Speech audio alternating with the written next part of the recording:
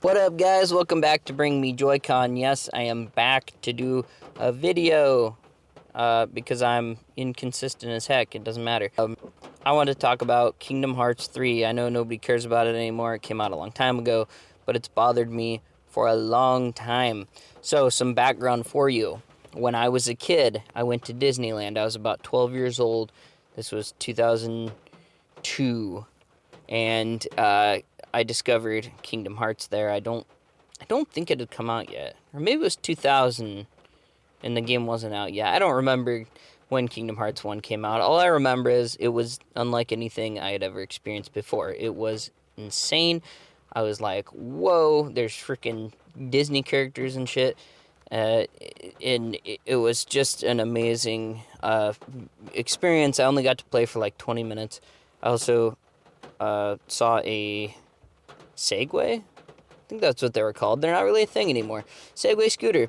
One of the first appearances of one ever. And I saw it that day as well. They used to have this giant place in Disneyland where it was like this big, huge building in the middle of California Adventure, and they would like show off all the cool new tech shit. And anyway, I was lucky enough. They had a bunch of PS2s on display, Kingdom Hearts in every single one of them. Must have been like 25 of them there, and I got to play Kingdom Hearts for a while, and I was blown away. So when it finally came out, I bought it and played Kingdom Hearts for hours and hours. Me and my friends used to play it.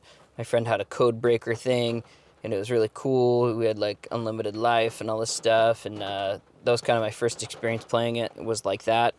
Problem was that it would glitch out in certain boss fights and not let you progress. Because it would give you 100% health. It would also make like the boss invincible. So anyway, I played through it on my own after that and fell in love with the series and the storyline and the world and most of all the exploration. So Kingdom Hearts 2 comes out many years later. Me and my friend are 16 now. We skip school. We go to the local store.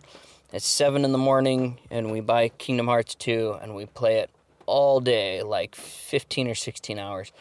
And it was an awesome experience, and this game, to me, is still the best in the series, easily. The exploration is, like, next level. The fighting with the Keyblades, you can dual-wield Keyblades. The fighting is a lot smoother. The character movement is a lot smoother, and more importantly, the worlds are bigger, but still played in the same way. They're still all about exploration. And of course, the storyline is amazing and everything. So, all those years go by, right? So now we're into like, God, when did Kingdom Hearts 3 finally come out? It was like years and years. Anyway, I was like 30 when I finally got Kingdom Hearts 3. And so that's like 15 or 16 years. And I was all excited, and I couldn't wait for the new game. And it's not good. It's not the same. It's missing all of its charm. They finally added Pixar characters, and I think Disney was way more in creative control this time rather than Square Enix being in control, because Kingdom Hearts 1 and 2 and pretty much other side games they made really felt like they were made by a company that understood RPGs and how they should be played, and storylines, and just, awesome gameplay. It felt like people who are professionals at this stuff. Kingdom Hearts 3 comes out, and it really felt like Disney was just banking on, like, oh, it's got Toy Story and Monsters, Inc., so you guys have to buy it. And everybody did. I mean, I'm sure it sold millions and millions of copies. But, for example, I couldn't wait to, it felt off. The worlds were more linear, like you have tunnel vision, like you're just running forward all the time. I think they thought because we put it in Unreal Engine, so the graphics are dope, and we kind of made it fast, and, people will like it. And maybe that appeals to, like, the mass crowds. Like, I think they just kind of went with, like, bigger is better. And in my opinion, that's just not true. So the worlds were very big, but they were very long, and you just kind of felt like you were moving forward all the time. Just very boring. If you go back and play like Kingdom Hearts 1 or 2, you go back to worlds many times in your gummy ship. Then you have to go, back to Tarzan's Land a couple of times. You go back to Traverse Town several times. It was all about like exploration. Like the treasure chests oftentimes were hidden in, back alleys or behind things, and with Kingdom Hearts 3, it's just kind of like run forward. There's a treasure chest. Run forward some more. There's another treasure chest. Fight some guys, and it just felt very. I don't know if they're going for like a cinematic adventure or what, but so anyway, back to the Winnie the Pooh thing. So Winnie the Pooh, the world in 1 and 2 in the storybook were awesome. You could explore the 100 Acre Wood. You could talk to the characters. It was very cool. It was much more immersive. You get to the 100 Acre Wood in Kingdom Hearts 3, and you're all excited. You're going to go see all these fun characters and explore the 100 Acre Wood again. And you can walk around. The map's not very big. There's not much to explore. And you play a crappy mini game.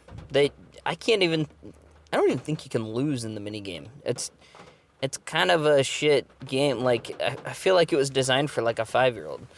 You just hit the button over and over, and I can't figure out, like, there's no challenge to it at all. I remember the mini games in Kingdom Hearts 1 and 2 in the 100 Acre Wood being very challenging, and having to like really time everything right and do them over and over, and especially the swing one, the one where you're I believe you're pushing Pooh Bear on the swing, and if you get the timing wrong, it's freaking hard. It's challenging. It's not impossible though, so that's kind of what makes it fun, right? Like the thing about video games is like they're a challenge, but they're not unachievable, and that's what makes you feel good, and it's exciting. This is just like, hit this button, and yay, you made it. Move to the next world where you run straight forward again. And it's just not good. And then one of the biggest problems with it is, like, most people that know Kingdom Hearts, like, you buy it because it's got the cool Disney characters and all that, and it's different, but really the story that unfolded is what you care about. The Organization 13 and all of that. Xehanort and Ansem and all this stuff. And it's a very confusing story, but that's really why you care about it. That's why you want to be part of it. And also the influence from the Final Fantasy characters. You kind of grow to love that too. It's, they're familiar characters, and it's exciting that they're there, and it's cool that they work with you.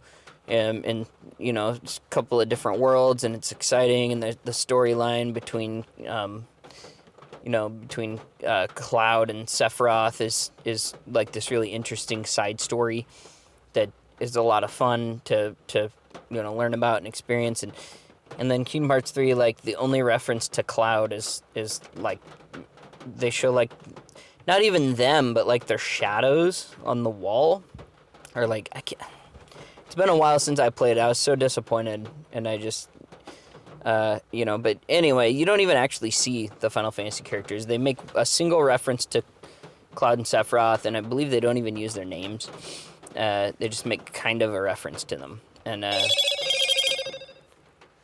it's just not good. So yeah, I just kind of wanted to get that out there. Just kind of talk about it. I haven't made a video in a long time. I kind of don't care that much about my YouTube channel anymore. It's sad to say, but I really cared in the beginning doing this thing. It was a cool creative outlet for me, but more often than not, I found that, like, it kind of became a chore. Like, oh, if I don't do an upload, then my numbers will fall. But at the same time, like, it's not that many people watching me anyway, so it's like, who gives a shit if your numbers fall? And also, it's very hard to feel genuine when you're recording yourself. It's kind of a weird thing. Like, you try hard to just be yourself, but you're on camera, and you've never been on camera before, so it's kind of weird. You don't want to seem fake, because if you seem fake, people can sniff it out right away. They just sniff out the bullshit in a second, and it's a weird thing. I think it's one of those things. I think people don't realize how hard it is to just kind of relax and be yourself when you're being recorded. But again, I just, this is something that I've wanted to talk about for a long time, and I never did when Kingdom Hearts 3 came out. I was just kind of bummed about how shitty the game was. So I don't know.